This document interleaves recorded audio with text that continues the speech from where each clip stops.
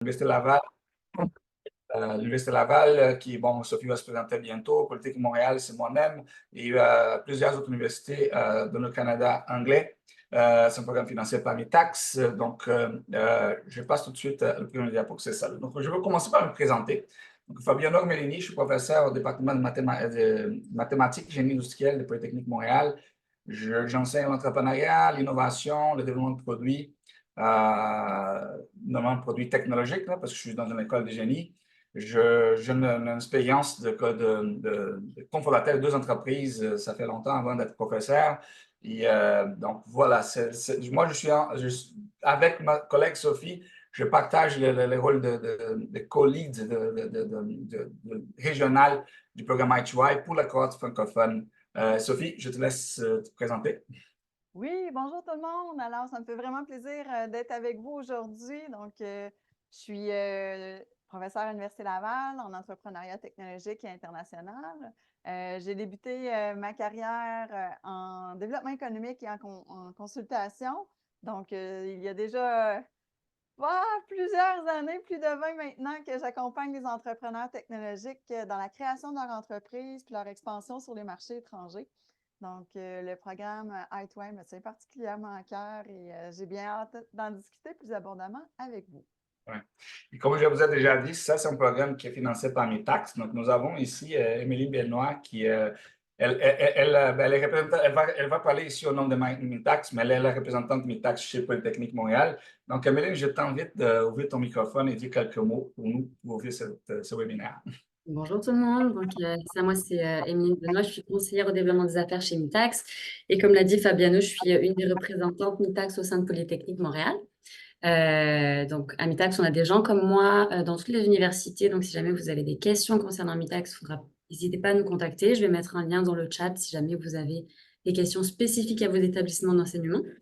Et puis juste un tout petit mot sur Mitax, nous on est un organisme à but non lucratif financé par les gouvernements fédéral et des différentes provinces du Canada. Et notre mission, c'est vraiment de dynamiser l'innovation au Canada. Et pour ça, on a différents programmes de financement, de projets collaboratifs, que ce soit entre des universités canadiennes et des universités à l'étranger, ou des universités et collèges au Canada et des entreprises privées, OBNL, municipalités et hôpitaux. Et on a également un volet entrepreneurial qui soutient les personnes étudiantes et les chercheurs postdoctoraux entrepreneurs qui ont fondé leur propre compagnie et souhaitent travailler pour leur propre compagnie via les programmes Mitax. Et donc, ça fait plusieurs années maintenant qu'on travaille avec l'équipe de I2I pour ce programme-là et on est fiers de supporter le programme. Voilà. Merci. Je te rends la parole, Fabiano. Ouais, donc, OK. Donc, je passe à la présentation. Donc, sinon, pour parler un peu, ce programme, c'est un programme qui existe depuis quelques années, mais qui Mitax est rentré, je sais pas, je pense que ça fait plus de 5 ans que Mitax est déjà impliqué dans ce programme. À quoi ça sert, là? Quelle est la motivation pour avoir un programme comme celui-ci, qui c'est un programme pour appuyer l'entrepreneuriat chez le scientifique? Ça vient en lien avec une chose qu'on s'appelle dans la littérature le paradoxe canadien de l'innovation. Là, c'est deux rapports là, qui viennent du Conseil académique canadien qui ont parlé de ce problème qu'on a au Canada, qu'on est des meilleurs dans la production scientifique, mais bien au-dessus de la moyenne pour l'innovation, pour transformer ces découvertes scientifiques en de produits rentables et de produits commerciaux qui aient un impact sur la société. Donc, c'est là qu'on a dit, il faut faire quelque chose. Et une des choses que nous, on fait de notre côté, c'était de monter ce programme-là. C'est un programme pan-canadien de formation entrepreneuriale qui est financé par Mitax, qui est le résultat de recherches en éducation entrepreneuriale pour dire, qu'est-ce qu'on pourrait faire pour combler cette lacune, ce paradoxe qu'on voit dans notre contexte. C'est un programme de type laboratoire au marché. Ça veut dire c'est un programme conçu pour ceux qui sont au laboratoire, qui sont en train dans la bagarre de publier, de faire de brevets, etc., et qui disent, hey, il y a d'autres choses que je peux faire avec ce que j'étudie ici. Je pourrais faire un produit, je pourrais avoir une entreprise, je pourrais faire quelque chose qui pourrait rendre la vie des personnes meilleure. Et j'ai dit, qu'est-ce que je pourrais faire? Je n'ai aucune idée de comment faire cette transition du laboratoire vers le marché. Donc voilà, c'est un programme de ce type-là. Il est destiné à des étudiants en maîtrise, recherche, étudiants en doctorat, chercheurs postdoctoraux. Il est même ouvert à des professeurs qui veulent s'impliquer et des chercheurs de l'industrie. Donc, vraiment des gens avec un profil recherche qui voulaient voir quelles sont les étapes finalement pour faire une idée, sortir du laboratoire et aller vers le marché. Le programme existe en anglais depuis 2015. C'est une initiative au départ de la Simon Fraser University. Donc, maintenant, il y a plusieurs universités impliquées. Et nous sommes présentement dans le recrutement de la deuxième cohorte francophone. Nous avons eu la première en 2023-2024. Et maintenant, on recrute pour la cohorte 2024-2025. Donc, le I2I, c'est un programme qui comprend plusieurs formations. Mais la formation qu'on va parler aujourd'hui, c'est la toute première. C'est la première, celle qui existe en français, c'est le MITAX I2I Skills Training. C'est vraiment pour une formation de compétences entrepreneuriales qui est celui qui est financé par MITAX. Domaine d'application, tous les domaines. Donc, c'est vraiment le domaine, c'est vraiment ce qu'on parle les STEM, là, les sciences, technologie, ingénierie, médecine. C'est vraiment ouvert pour les domaines technologiques. On pense à ouvrir quelque chose de plus aligné avec les sciences sociales aussi, mais pour l'instant, la public cible, c'est vraiment ces domaines-là. Une chose à vous dire, c'est vraiment un programme créé par des chercheurs pour aider les chercheurs. Nous, les chercheurs en sciences sociales, mais qui vont vraiment essayer de donner une solution pour les chercheurs et aussi au Canada. Donc, voilà. Comment on voit les choses? On ne s'attend pas que toutes les personnes qui suivent notre formation vont démarrer des entreprises. Peut-être que ce n'est pas votre but, ce n'est pas ça que vous voulez. Vous voulez seulement avoir un impact, mais pas forcément comme entrepreneur vous-même. Mais ce programme est destiné on est conçu en pensant à 3 cheminements possibles. Il y a des gens qui terminent notre formation et disent non, c'est vraiment l'entrepreneuriat que je veux faire. Je veux démarrer une entreprise, je veux commercialiser ma propriété intellectuelle que j'ai développée là-bas. C'est le parcours peut-être le plus évident, mais il y en a deux autres. Il y a ce qu'on appelle là, le scientifique translationnel, qui sont ceux qui vont soit dans l'industrie ou soit dans le laboratoire, être le vecteur pour permettre que cette transport de connaissances s'en va dans la bonne direction. Donc, le scientifique transactionnel, c'est quelqu'un qui, non, mon but, c'est vraiment de continuer comme un chercheur universitaire, mais je comprends maintenant quelle est l'affaire pour transformer, pour commercialiser une idée universitaire. Donc, je connais les étapes. Je pourrais même inciter mes étudiants à le faire ou mes collègues à le faire, mais je veux être un vecteur au sein de l'université pour faire ça. Et il y a la même chose du côté de l'industrie. C'est ce qu'on appelle Innovation Champions, les champions de l'innovation qui vont être dans l'industrie, mais qui comprennent vraiment les enjeux, les opportunités, mais aussi les enjeux de prendre des technologies de l'université et la transporter vers l'industrie. Donc, c'est ça le but pour nous là, on veut vraiment favoriser l'impact inexploité des recherches scientifiques au Canada pour revenir à l'idée du paradoxe d'innovation. C'est ça qu'on veut faire. On veut combler cette lacune qu'on a dans notre écosystème actuel. Et en plus que ça, comme c'est un programme pan-canadien, vous allez côtoyer des gens qui sont de domaines différents. Du coup, au départ, domaines différents, et plus tard, dans le domaine plus proche au vôtre. Mais c'est vraiment de bâtir une communauté pan-canadienne d'entrepreneurs scientifiques ou de gens qui veulent être des vecteurs pour la promotion de l'entrepreneuriat scientifique au Canada, au Québec et au Canada. Donc voilà, ça c'est grosso modo l'idée du programme. Maintenant, je passe la parole à Sophie qui va présenter en concret c'est quoi les programmes. Oui, alors le programme dont on vous parle particulièrement aujourd'hui, c'est celui qui est financé par MITAX et il a 4 modules principaux. Donc, le premier, c'est du laboratoire au marché. Le deuxième, c'est l'identification et l'évaluation des opportunités. Ensuite, le modèle d'affaires, puis la littératie financière pour les entrepreneurs. Alors, ce sont ces 4 premiers modules-là qui sont disponibles pour vous en français et en anglais qu'on vous offre du mois de septembre jusqu'au mois d'avril. Donc, on vous suit, Fabiano et moi, accompagnés de nos autres collègues francophones dans l'ensemble de ce parcours. Par la suite, ceux qui veulent poursuivre, il est possible de continuer dans un parcours qui est davantage en anglais du mois de mai à août avec des thématiques comme le leadership et la gestion d'équipe, le financement d'une nouvelle entreprise et les cours de plan d'affaires. Fabiano? Alors, voici justement l'équipe francophone du programme. Donc, Éric s'occupe du laboratoire au marché. Avec moi, vous allez voir l'identification et l'évaluation des opportunités. Fabiano prend le relais par la suite avec les modèles d'affaires et c'est Olivier qui va parler de littératie financière pour les entrepreneurs. Donc, l'impact du programme d'I2I depuis sa création en 2015, c'est vraiment impressionnant parce qu'il y a plus de 400 participants qui ont fait le programme, qui sont issus de plus de 25 universités au Canada, mais aussi dans le monde. Donc, on parle de 20 cohortes, puis un réseau de 7 universités partenaires. Donc, c'est vraiment une force du programme parce que vous avez accès à des experts à travers le Canada, puis ça vous permet aussi de développer votre réseau d'affaires à travers le pays.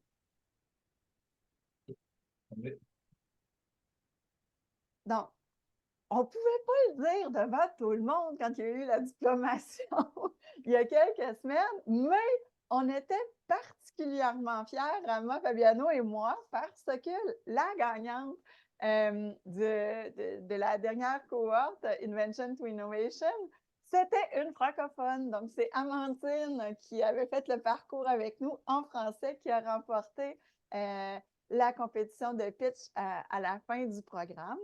Donc, on va pouvoir écouter Amandine nous présenter son projet. Bonjour, je m'appelle Amandine Gesta, je suis candidate au doctorat, mais également fondatrice de une compagnie d'exosquelettes d'assistance à la marche pour les enfants. Durant 8 mois, j'ai fait partie de la cohorte française du programme I2I. Ce programme m'a apporté beaucoup de connaissances, mais également de compétences en entrepreneuriat. J'ai notamment pu améliorer et concrétiser mon business model, mais également pratiquer mon pitch, ce qui m'a permis de savoir comment est-ce que je devais ajuster mon discours en fonction du public qui m'écoutait. La dernière partie du programme, le dernier module, m'a notamment apporté beaucoup de connaissances et de vocabulaire en finance. Je pense que c'était le domaine dans lequel j'avais le plus de lacunes et cette partie du programme m'a permis de combler ces lacunes. J'ai également beaucoup appris des autres membres de ma cohorte grâce à l'entraide qu'on s'apportait et la bienveillance qu'on avait les uns envers les autres. Alors, Amandine met le point sur quelque chose. Ah, encore. Président. Oui, c'est ça. Donc, Amandine met le point sur quelque chose de vraiment important, c'est l'esprit de cohorte. Parce que, on a la chance, nous, comme francophones, on a une plus petite cohorte et c'est vraiment, très serré. Donc, on se fait plein d'amis à travers le Canada. Puis, c'est des gens qui nous suivent, c'est des gens qui nous aident beaucoup, donc par des discussions. Donc, à chaque semaine, on va échanger virtuellement sur nos projets respectifs, puis on va s'aider à aller plus loin, puis on va se donner des conseils. Puis, donc, en groupe comme ça, on est plus fort, puis on le sent vraiment beaucoup dans la cohorte. Donc, oui, c'est un point intéressant qu'Amandine soulevait dans sa vidéo. Alors, vous avez ici quelques exemples de nos anciens du parcours. Vous avez certains qui ont pris la voie d'entrepreneurs scientifiques, d'autres qui sont devenus davantage des championnes d'innovation. Puis, les scientifiques translationnels dont parlait Fabiano, là, vous avez ici quelques exemples. Alors, c'est en gros ce qu'on voulait vous confier comme information sur le programme. On va être bien sûr là pour répondre à vos questions si vous avez des éléments que vous voulez approfondir. Mais à retenir, pour pouvoir vous joindre à nous pour la session qui commence dès septembre, bien, il faut soumettre votre candidature pour dès le 28 mai 2024. Vous avez ici le site web de la formation et aussi le lien vers le formulaire de candidature.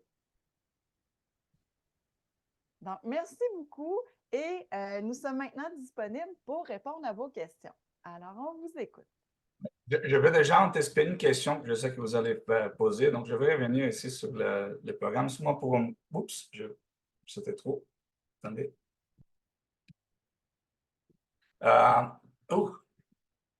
Attendez, il y a quelque chose. OK. Arrête là. OK. La dynamique du programme, c'est pour que vous compreniez. OK, je veux faire le programme, quel est le niveau d'implication? Donc, le programme commence en septembre. Chacun de ces 4 modules-là ça prend 6 semaines. Okay? Donc, 6 semaines pour le laboratoire marché, après 6 semaines pour identification d'opportunités, évaluation d'opportunités. Là, on rentre à Noël, une petite vacance.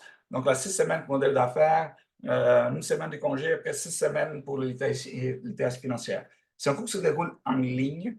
OK? Donc, pour chaque semaine, il y a de vidéos assistées, donc de façon asynchrone. Donc, il y a des choses à assister, des présentations, tout ça bien fait, mais vous pouvez faire à votre convenance. Ça peut être le soir, ça peut être le week-end, comme vous voulez. Mais à toute semaine, il y a un petit devoir qui prendrait, disons, 2 heures d'éducation. Donc, disons, 2 heures pour assister tout le contenu qu'on a, 1 à 2 heures pour faire le devoir toute la semaine. Donc, voilà la dédication que vous devriez avoir pour ce programme. Ça gravite autour de 4 heures par semaine pendant 4 fois 6 semaines. Donc, pour vous donner un peu l'idée, parce que je sais que ça va être une question que vous avez en tête maintenant, donc je vous anticipe. Donc, voilà, première réponse. Maintenant, je vous laisse la parole pour d'autres questions. Ah ben là, Fabiano, tu as soulevé un point intéressant. Ben là, tu as dit devoir. Mais en fait, ce qu'on vous demande, c'est de mettre en pratique ce qu'on va vous avoir enseigné sur votre entreprise. Je vous donne un exemple. Dans le cours d'identification et d'évaluation des opportunités, on vous demande c'est quoi votre opportunité que vous avez ciblée, puis c'est qui les différentes parties prenantes, donc les différentes catégories de gens avec lesquels vous allez devoir avoir à intervenir pour pouvoir concrétiser votre projet. Donc, ça, c'est un exemple de devoir. Donc, typiquement, ce que vous faites, c'est que vous présentez, vous, comment ça s'applique dans votre entreprise. Puis, les autres personnes de la cohorte, donc quand je disais qu'il y a une belle dynamique qui s'installe, vont vous poser des questions sur ce que vous allez avoir écrit et vous de même, vous allez devoir poser des questions en au moins 2 des posts, donc des textes que les autres collègues vont avoir écrits sur le forum. Donc, ça vous donne un exemple là, du type de travaux qu'on vous demande. C'est très concret, très appliqué à votre projet. Ça vous pratique aussi à travailler, à avoir votre esprit critique là, pour pouvoir aider les autres en appliquant les connaissances que vous avez vues. Donc, on y va vraiment beaucoup là, avec des analyses, des présentations sur le forum. Puis, à la toute fin, on vous demande, OK, maintenant que vous avez tout vu ça dans notre module, mettez tout ça ensemble, puis présentez-nous cette partie-là là, de votre projet. Donc, ça, c'est les travaux typiquement finaux là, des différents modules. Alors, est-ce qu'on a des questions qui sont arrivées? Je regarde dans le chat. J'en vois pas. J'ai une question. Oui, bonjour, Gwendoline. Oui, bonjour. En fait, on n'est pas sûr d'avoir vraiment bien compris, mais quand vous dites que c'est 2 heures de cours et 2 heures de travaux à côté, les 2 heures de cours, c'est des horaires définis dans la semaine? Non. C'est ça que j'avais dit, c'est le module asynchrone. Donc, il y a des vidéos assistées, il y a des présentations de diapositives avec une narration. Donc, ça prend. Il y a des vidéos à côté aussi, donc il y a parfois de TED Talks qui sont conseillés. Donc, si vous prenez tout le matériel qui est là, ça prend environ. Ça dépend du module. Il y a des modules qui sont 1 heure, d'autres qui sont un peu plus longs. Donc, il y a 2 heures par semaine de matériel à assister, à visionner dans votre convenance, quand vous voulez. Et il y a le devoir. Le devoir, c'est comme Sophie a dit, ce sont normalement, il y a un forum. Il y a un devoir, là, donc il y a quelque chose. Bon, dites-nous, selon votre modèle d'affaires, comment vous allez faire ça. Donc, vous allez faire quelque chose et ensuite commenter sur le post de 2 autres collègues. Donc, c'est ça qui prend le temps. Donner ta réponse, mais aussi lire la réponse des collègues et réagir. Donc, total, c'est ça. Ça va prendre 3-4 heures par semaine. C'est ça qu'on estime comme temps consacré. Mais vous voyez, c'est totalement asynchrone. Il y a, dans le 3e et 4e module, le modèle d'affaires et littératie financière, il y a quelques séances synchrones, mais vraiment pas beaucoup. À partir du 3e groupe, on commence à avoir on va vous assigner un mentor. Vous allez avoir quelques rencontres synchrones avec ces mentors-là. Il y a aussi des office hours, là, de heures de bureau. Oui. Donc là, c'est depuis le premier cours, n'est-ce pas, Sophie? Toi aussi, tu avais fait ça.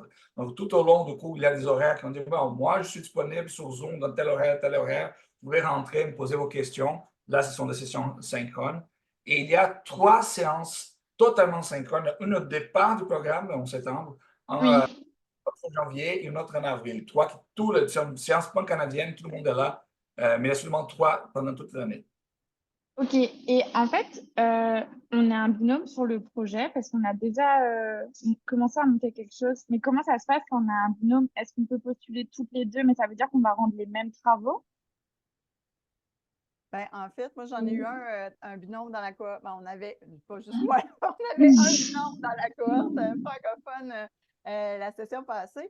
Puis, en fait, ce qui arrivait, c'est qu'effectivement, il y avait souvent le livrable final, ben, il présentait le même projet. Sauf que les lectures, ben, tout le monde veut avoir le même niveau de connaissance. Donc, les gens faisaient les lectures de leur côté. Ils présentaient ensemble leur projet. Donc, Ok, le post était commun, mais les rétroactions aux autres membres de la cohorte étaient individuelles. Là. oui, Ton collègue n'a pas nécessairement les mêmes idées que toi sur ce qui a été dit. non, non, non. Mais sinon, les présentations, souvent, ils étaient faites en équipe. Puis en fait, ce que ça permet d'échanger avec le coéquipier pour s'assurer qu'on a la même vision sur différents Oui, aspects de l'entreprise et du projet. Donc, ça amène des beaux échanges, puis ça soulève des éléments auxquels vous n'aviez peut-être pas pensé discuter. Là. Donc, oui, c'est intéressant aussi à faire. Puis s'il y en a un, j'ai un exemple, entre autres, là, à un moment donné, il y en a un qui était dans le laboratoire une semaine, puis était par-dessus la tête dans les expérimentations, puis il y avait comme une semaine pour tout faire ses expériences, oui, puis après ça, il perdait le labo. Ben, à ce moment-là, ben, c'est un coéquipier qui avait pris le relais pour la présentation de leur projet cette semaine. oui, Donc, c'est comme dans une entreprise, hein? On oui, est là pour oui, oui. s'entraider. Donc, vous pouvez appliquer la même recette là, pendant le programme. Ok, d'accord, parfait. Merci. Avez-vous d'autres questions? Si oui, faites comme Ah, Gwenoline. j'ai encore une question. Mais est-ce que c'est un programme payant au final ou est-ce que c'est financé entièrement par Mitax? Bonne question. Non, le programme est payant, mais pas pour vous. C'est Mitax qui paye. Donc, c'est ça, c'est l'important de faire l'inscription tout de suite au mois de mai parce que nous avons Ok, plus. Parce que d'abord, il y a nous, le prof, qu'on va voir, OK, le profil, ça rentre bien. Mais là, on envoie à Mitax. C'est Mitax qui valide. Qui dit non, non, vraiment, c'est bien parce que finalement, c'est Mitax qui paye. Tout ça pour oui, comme un payeur, mais ce n'est pas vous qui payez. C'est Mitax qui paye tous les frais. Donc, c'est gratuit pour vous. ok, parfait, merci. D'autres questions? Non? Alors, s'il n'y a plus de questions, je me laisse ouvert là, pour si vous avez des questions plus tard. Je n'ai pas mon courriel dans le diapo, mais vous pouvez écrire mon nom sur Google, vous allez tomber sur ma page sur Polytechnique, vous allez trouver mon courriel là-bas. Même chose pour Sophie. Donc, si vous avez des questions, ou sinon, Hama pourrait mettre mon courriel au chat, là, mais ce n'est pas grave. C'est facile de trouver mon courriel ou celui de Sophie. Si vous avez des questions plus tard, n'hésitez pas à nous poser des questions. Les inscriptions, comme j'avais dit, c'est le 28 mai, donc c'est bientôt, là, c'est dans 5 jours. Mais si vous voulez un peu plus de temps, mais si vous nous communiquez ça avant l'échéance, avant le 28, on pourrait peut-être vous donner un peu plus de temps. C'est Rama qui est ici avec nous qui va nous accorder ou pas les temps additionnels, donc je ne sais pas. Rama, nous sommes un bon numéro aujourd'hui, je pense que c'est correct. Oui, oui, c'est correct, hein. Mais si vous avez des questions, donc vous pouvez directement m'écrire à i2i@sfu.ca. Je viens de poster ça dans le chat. Donc, vous pouvez poser votre question soit en français, soit en anglais. Les deux me conviennent. Mais en français, c'est bien aussi. Puis, en tout cas, on espère très fort vous avoir avec nous cet automne pour faire partie de la nouvelle cohorte, puis d'avoir le plaisir là, de vous aider à propulser vos projets pour avoir une belle recherche d'impact. Donc, au plaisir d'échanger avec vous à nouveau. Au revoir!